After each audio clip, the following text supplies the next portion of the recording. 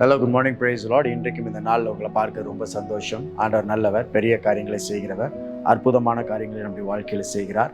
இன்றைக்கும் அற்புதங்கள் நிறைந்த ஒரு நல்ல நாளை நம்முடைய வாழ்க்கையில் பார்க்கும்படிக்கு தேவனுடைய கிருபை நம்மளுக்கு தரப்பட்டிருக்கிறது. ஆண்டவருடைய கிருபைக்காய் நாம் நன்றி செலுத்துவோம். லூக்கா 1ஆம் அதிகாரம் 46 49 வசனங்கள் இப்படி சொல்லப்பட்டிருக்கு. அப்பொழுது மரியாள், என் ஆத்துமா கர்த்தரை மகிமைப்படுத்துகிறது, என் ஆவி என் இரட்சகராகிய தேவனில் களி கூறுகிறது. அவர் தம்முடைய அடிமையின் தாழ்மையை நோக்கி பார்த்தார். இதோ இது முதல் எல்லா சந்ததிகளும் என்னை பாக்கியவதி என்பார்கள். வல்லமையுடையவர் மகிமையானவைகளை எனக்கு செய்தார், அவருடைய நாமம் பரிசுத்தம் உள்ளது. The mighty one has done great things for me, holy is his name. வல்லமையுடையவர் மகிமையுள்ள காரியங்களை எனக்கு செய்தார், அவருடைய நாமம் பரிசுத்தம் உள்ளது அப்படின்னு சொல்லி மரியாள் தேவனை மகிமைப்படுத்துகிறார். நம்முடைய வாழ்க்கையில பல நேரங்கள் மகிழ்ச்சியான நிகழ்வுகள், சந்தோஷமான நிகழ்வுகள்லாம் நடந்து கொண்டிருக்கும்.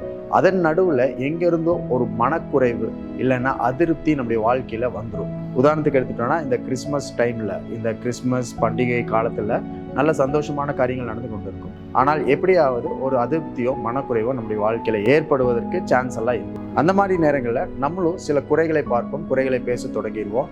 ஆண்டவர் நம்மளுக்கு என்ன கொடுத்திருக்கிறார் என்பதை பார்க்காமல் என்னெல்லாம் நம்மளுக்கு கொடுக்கல, என்னெல்லாம் நம்முடைய வாழ்க்கையில் இல்லைன்னு சொல்லி அதை ஃபோக்கஸ் பண்ணி நம்ம பேச தொடங்கிடுவோம்.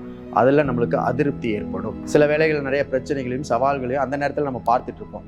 இதெல்லாம் ஆண்டவர் எடுத்துட்டா நல்லா இருக்குமே அப்படின்னு சொல்லி நம்ம மனசுல ஒரு ஆசையும் இருக்கும். ஆனால் மரியாளை போல நாமும் தேவனை மகிமைப்படுத்தி கொண்டே இருக்க வேண்டும். அநேக நேரத்துல சூழ்நிலைகள் மாறி கஷ்டமாக நெருக்கமாக இருக்கும் பொழுது, பிரச்சனைகள் இருக்கிற நேரத்தில் தான் தேவனுடைய இரக்கத்தையே நம்மளால பார்க்க முடியும். அப்ப அந்த இரக்கங்களை பார்க்க வேண்டும் என்பதுதான் நம்முடைய மனதில் இருக்கிற ஒரே ஆசையாக, வாஞ்சையாக இருக்கணும். மரியாளிடத்துல தேவதூதன் இயேசு பிறப்பார் அப்படின்னு சொல்லி, நீ கர்ப்பவதி ஆவாய் அப்படின்னு சொல்லி ஒரு நல்ல செய்தியை சொன்னாலுமே, அது நல்ல விஷயமா இருந்தாலுமே அது அந்த நேரத்துல ஒரு ஷாக்கிங்கான, அதிர்ச்சியான ஒரு செய்தி தான். மரியாளுக்கு ஒரு அவமானம், ஒரு அதிர்ச்சி அந்த நேரத்துல ஏற்பட போகிறதுன்னு தெரியும்.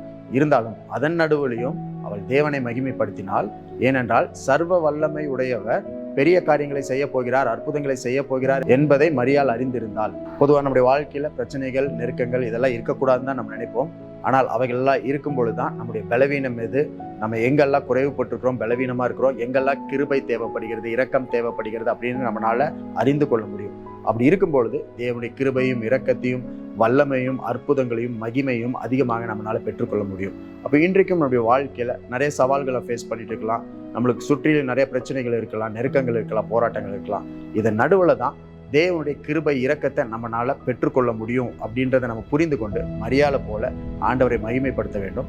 ஏன்னா அவர் வல்லமை உடையவர், அவர் அற்புதமான காரியங்களை செய்ய போகிறார். அவர் மரியாளுக்கு செய்தவர் உங்களுக்கும் செய்வார், எனக்கும் செய்வார்.